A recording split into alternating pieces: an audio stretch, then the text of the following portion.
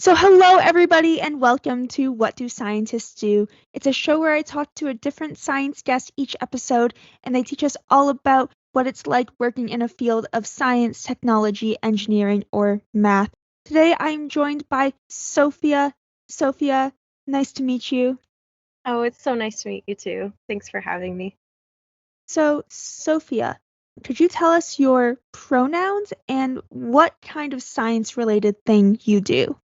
Sure thing. My name's Sofya. Nice to meet everybody. My pronouns are she, her, or they. It doesn't really matter. You can use whatever. And I am a multimedia technician, but what's interesting is that I'm also a seafarer, which means that I live aboard a research vessel and I'm in charge of a specific technology on board. So, what is that technology that you take care of? So I live on a ship called Falkor 2, and what we specialize in is oceanographic research. So we cruise all around the world and we help scientists do their research. But another huge component of that is outreach and science communication. And so how we do that is through live streaming primarily, and also through YouTube and other forms of social media. And so what I do on board is I make sure those live stream systems are working correctly. Um, I'm actually going to be putting together the broadcast. So I'm choosing which types of video are going to be broadcasted onto YouTube and Facebook. And I'm also going to be running our Ship to Shore program, which is where different school groups, university groups, or anyone interested can sign up for this. And essentially, it's like a Skype call with our ship where we give a tour, we can answer questions, we can interview scientists on board. And it's just more of like a personalized inside look into what life on a research ship is like. That is very cool. Is this something that you can sign up for now that you'll be able to sign up for in the future? Yeah, so that's actually a huge part of our science expeditions. So when science expeditions start back up in 2023, we're going to be able to accommodate those requests from all over the world because they are virtual. So that's something I'm very excited about. Very cool. So we'll make sure to include any information on signing up for that kind of thing when we post this episode. Absolutely. So that's very cool. What are some of the coolest things that this research vessel has found or looked at? Oh my gosh, there is so many. I have actually the last few months been going through a lot of old ROV footage. So just to like I guess get everybody on the same page, an ROV is a really cool type of robot and it lives on board our ship, Falkor 2. It's called ROV Sebastian. It has a very cute name. It's named after Bastian in Neverending Story. And like Sebastian's really cool because it's rated down to 4,500 meters, so it can dive kilometers into the ocean. And it has an array of all kinds of 4K cameras. And it's connected to the ship. There's no people in this robot. It's connected to the ship via a very thick cable that we call an umbilical. And that can transmit information from the team to the ROV. So the umbilical on this ROV is able to transmit information from the ROV team aboard the ship down to the ROV in the ocean. And then the ROV can transmit 4K video footage back up to the ship. And so we have found a lot of really interesting organisms that are actually new to science. Um, One of my personal favorites was the siphonophore. The ROV team and the scientists found one of the longest animals in the world. I think it was recorded to be the longest animal in the world. It's called an Apolemia siphonophore, which is a colonial animal kind of related to a jellyfish. And they can form these really long chains in the ocean full of stinging cells that they use to capture their prey. And that was something really cool that the the scientists and the ROV team found. That was kind of record breaking. But, it's not just through the ROV that we find things. We also sample a lot with the ROV, anything interesting that we find, and that's how you can publish information about a new species and actually name it and get it out there to the public.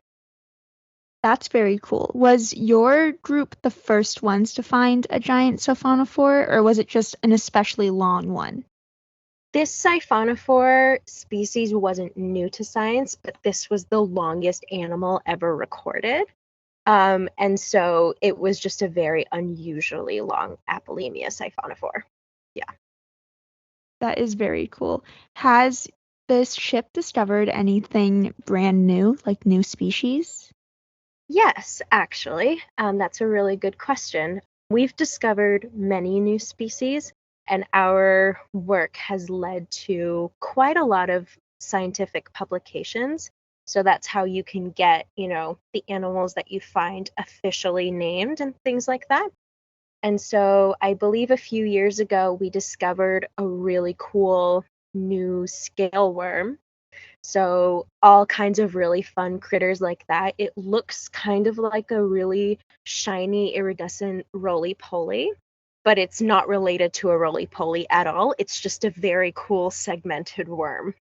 I remember the Latin name, but I don't remember if it had a common name or not.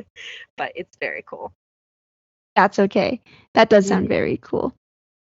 So you're surrounded by all these scientists doing all this cool research, discovering new species, sending a robot deep down to the ocean.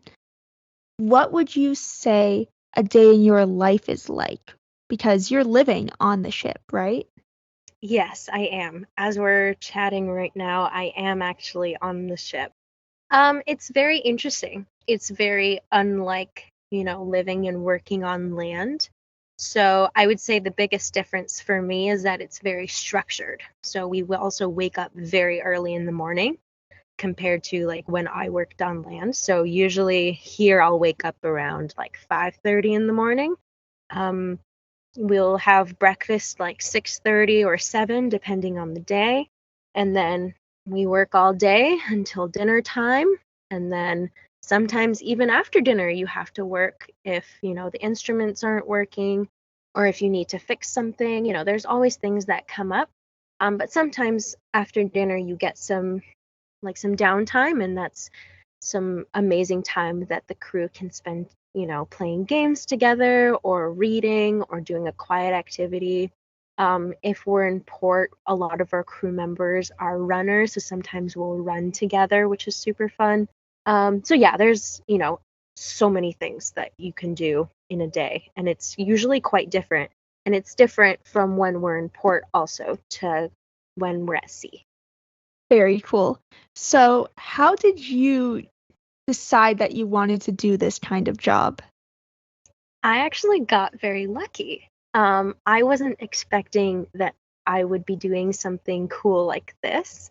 I knew that I really wanted to be more involved in science communication because I've loved marine biology ever since I was very young, and that's what I'm formally trained in. That's what I went to school for.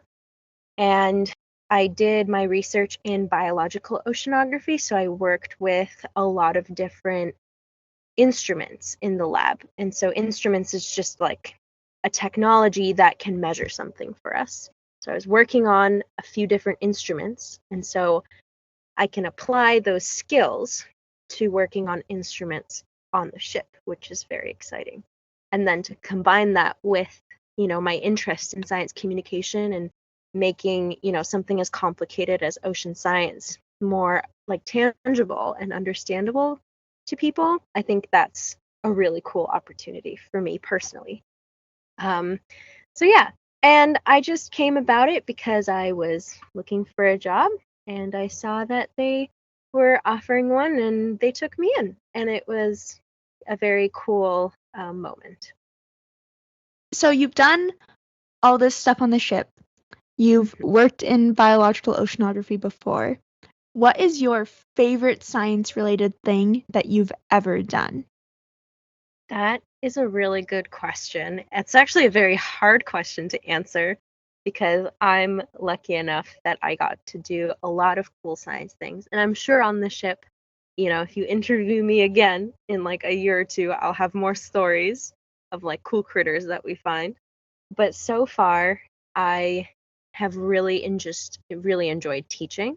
When I worked for like a museum a few years ago, I got to take a high school group to Bodega Bay in California for a week for like a full experience, like immersion program in marine sciences. And it was just so wonderful to teach this group of kids everything about marine science and really get hands-on like field experience. It was just so special because seeing their faces light up when they discovered something new or something that they didn't know about was just really meaningful to me. And also, it was really wonderful to work with them because they were all very interesting people. They came from a very diverse sort of background, and I learned a lot through this experience. And I'm really excited to carry it forward in the future sort of science communications things that I do, and especially in this live stream. All these things kind of helped me prepare for this in a way. That's so sweet. That's so lovely that your favorite thing was actually teaching about all the cool science things that you do. So you're living on this ship. Hmm. What are some things that you think are very, very cool about the ship itself or living on the ship that most people don't know about ships? Oh my gosh, there's so many things. um I would say it just feels different, like in terms of your senses.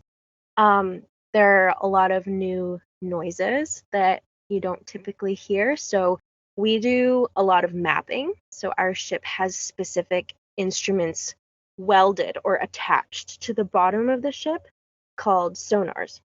And so what sonars do is they send out a little chirp, kind of like a bird, at specific intervals. That sound travels through the water and then bounces back up off the floor, and it's resolved by a computer to create these really accurate maps of the sea floor. So when we're mapping and we're in transit, you can hear the chirp of the sonar, for example. You can also hear the engine. Sometimes if you're down below deck, which just means you're on the lower floors of the ship, you can actually feel kind of like the vibrations a little bit. You can hear various alarms going off because it's just a huge system and it needs to be maintained all the time. So it's very sensitive. And, there's a team. Usually when we're out at sea, our crew does shift work. So there's always somebody on watch to watch the ship essentially, because it's like this living being almost. Like it is made of metal, but there's things going on 24/7. There has to be a navigational officer on watch at all times. There has to be an engine person on watch at all times. It's a different energy. In terms of senses and sounds as well, we have server rooms that keep all of our computers in one place and all of our data, scientific data, and also just video data all in one place. And the server room has a specific sort of computer noise to it. It's like a hum.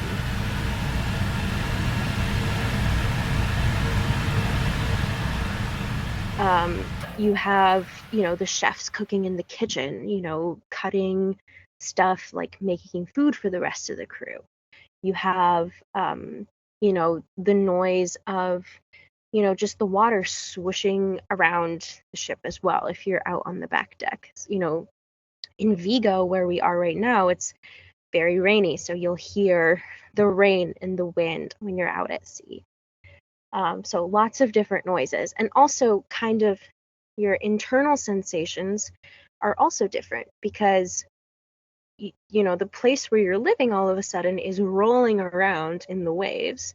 It can be very confusing for your mind and inner ears, like your vestibular system, can be very confused when you're used to being on land where it's steady, and then all of a sudden your entire office, your bedroom, your entire house essentially is rolling, to and fro. So that can take a few days to get used to. Yeah, and then visually also you're seeing all kinds of really cool things. Sometimes you can get lost because it's a really big area. Like, I'm not ashamed of this, but I have been lost so many times.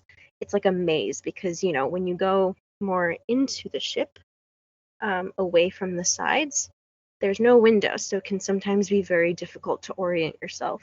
So it can be a little bit confusing. So I've spent a lot of time being lost my first month on the ship. um, Especially below deck where all the engines are. It's like a complete maze down there. I honestly still haven't figured it out. Do you live on the ship 100% of the time, or are you only there sometimes? I am not here 100% of the time. This goes for a lot of different seafaring careers. It really depends on what company you work with, or what part of the maritime industry you're in. So like research vessels versus cargo ships versus tugboats and all of those other types of vessels. It really depends. I'm usually on 50% of the year in chunks. So usually several months on, several months off. Because when we are here, we work very long hours. We live here. And so when we're off, it's like a chance for us to breathe, see our families, visit our friends, do hobbies, take care of family, like all kinds of things. So it gives us the opportunity to rest. And that length really also depends on the company. I've heard 11 months on, 11 months off policies, that exists. So it really depends. But yeah. It's good that you get to have all that time off to recharge. Yeah. This all sounds like a very cool job and a very cool place to work. Do you have any advice for people, for kids who might be interested in doing this kind of thing? Mm-hmm. My advice would be, stick to your interests. Find what you're interested in because, ships have all kinds of team members that are necessary to make a ship run properly. I myself play a lot of hats. I had to do a lot of training before getting here, like more than previous jobs I've had. But then also, we don't just have technicians like me. We have engineers. We have a whole team of engineers that take care of the engine below deck. We have deckhands that deal with stuff on deck and containers and moving things. We also have the interior team, our stewardesses, our purser, our chefs. We have, because we're a research vessel, we also have science personnel, and that includes myself and the marine technicians. And then you also need people to drive the ship, and that would be the navigational officers and the bridge officers, safety officers, all the people up there on the bridge that are on watch.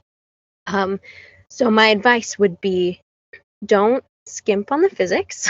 It's very important. But, stick to your interests. And if a seafaring career comes your way, there are lots of ways to be out at sea than just a scientist. Because, scientists will come visit our ship, but then spend a lot of time doing and processing the data. Whereas, a technician, we're here very often and we're taking care of that equipment and we're interacting and we're more behind the scenes in terms of the science. So there's really all kinds of options if you are interested in a seafaring career. I'd really love to encourage girls, especially, to consider a seafaring career because right now, worldwide, maybe only 2% of seafarers are women. So I think we have a long way to go in terms of equality. And I think that if we kind of bring awareness that there's lots of different options of, in terms of a seafaring career, I think it would make more people interested. Thank you. Yeah, that's really good to know. And it's good to know that there's so many different ways to do that. It reminds me Hmm. actually of our episode that will probably come out before this, where we talked about what it's like to live in Antarctica Ooh. in kind of a research base in Antarctica. And it is Hmm. very similar. They also need chefs. They need Yeah. medical personnel. They need only about a quarter of the people there are the science people, and the rest are all, all these other different jobs. So there's lots of different ways to work in Antarctica, and there's lots of different ways to work as a seafarer. So I Yeah. love that. Yeah. We had some crew that have worked in Antarctica for over a decade. We have some very experienced staff, and it's been so cool to listen to their stories too. And even if you want to like get involved in, the maritime industry, we also need a lot of support from shoreside. So we actually have a whole shoreside team that regularly, we Skype with every week and do Zoom calls with, and we talk to all the time because we can't just do this by ourselves. We have a whole shoreside support staff, both in outreach and in science and in operations. It's a huge effort to run a ship this big. Well, thank you so much for joining me today, Sophia. It's been No a lot of problem. fun. Thank you so And much for having me. of course, is there anything that you would like to promote? Yes, actually. So Schmidt Ocean and RV Falkor 2, we have our ROV live stream when expeditions start back up. You can find those on YouTube and Facebook at Schmidt Ocean.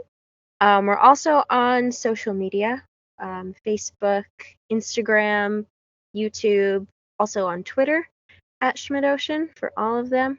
You can also find us on schmidtocean.org. So for more information on cruises, any sort of news coming out from our company, any new discoveries, scientific publications, you can find all of that information on there. Yeah. Yeah, amazing. And I will put all of that in the episode description so that everybody has it handy in case you want to check that out. There are some very fun videos of past live streams and things like that. If you love watching those deep ocean ROV videos of all those different weird deep ocean species, it's the place to go watch those kinds of things. Hmm. Yeah, come join us over there. It's a really fun time. Awesome. Well, thank you again, Sophia. And as always, a big, big thank you to everybody listening. Do you have a question that you'd like answered by an expert? Send us an email or a voice recording at whatdoscientistsdo@superstaff.ca. For more science fun, you can also follow us on social media at ScientistsDoPod on Twitter and Instagram. Thank you so much for listening, and I'll see you next episode. Bye for now!